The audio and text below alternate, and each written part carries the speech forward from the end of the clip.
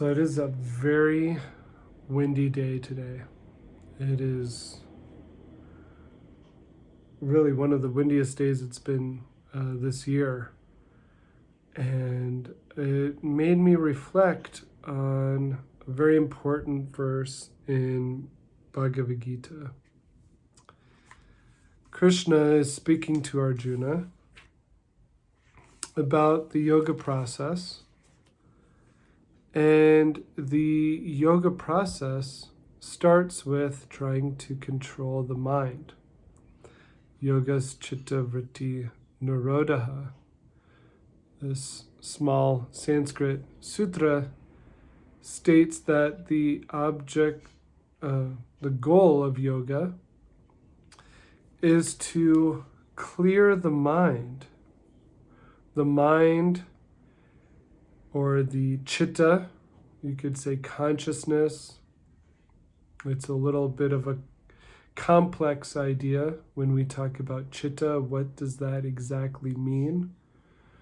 But we have a subtle body of mind, intelligence, and false ego, and the mind accepts and rejects. And so the yoga system is meant to control the mind, yogas chitta vritti nirodha, to basically calm the mind of all these fluctuations that come and go. And hearing this, Arjuna says to Krishna that I don't think I can do this. I don't think I can do this yoga system that you're talking about. It's very difficult to control the mind. And Arjuna says something very powerful. He says, Vayor eva sudushkaram. Vayor eva sudushkaram. So Vayu means wind. Arjuna says, I think it's easier to control the wind than it is to control the mind. So here it is so windy out, you can see the wind. Some of the trees look like they're gonna snap. It's so windy outside.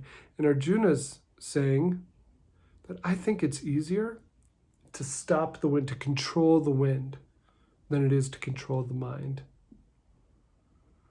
That's how powerful the mind is. But Krishna answers in a very positive way. He says, undoubtedly, it is very difficult to control the mind, but it is possible by suitable practice and by detachment. So here we have some words of encouragement. Okay, practice. And it goes back to that centering. What is our daily practice? Are we even trying to really control the mind? Right? Are we trying to control the mind, or do most of the time we just wake up and let our mind wander here and there over the objects of this universe and accepting, rejecting based on our own pleasure and pain? But with just even a moment every day, even if you take 1 minute of just, okay, I'm just going to calm the mind, I'm going to focus on my breathing, maybe I'll even do some chanting, Hare Krishna, and just try to stop the mind. And by detachment. Detachment is a very, very powerful thing, but that also has to be done in practice. And we don't want to be falsely detached. Right? We want to actually understand real detachment and attachment. We should be attached to that which is spiritual and taking us higher in consciousness, and detached from that which drags down our consciousness. And so Krishna says that for one whose mind is unbridled, self-realization is difficult work. But he whose mind is controlled and who strives by appropriate means is assured of success. So that is the key to success, to just try to stop and reflect on the mind and how powerful the mind is.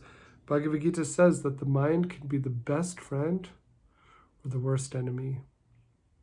So, words of encouragement, negativity, anxiety, so many things will come through the mind. Even momentary happiness will come through the mind. But to understand what our real goal is as human beings, to obtain a higher stage of consciousness. Hope this finds you well. Hare Krishna.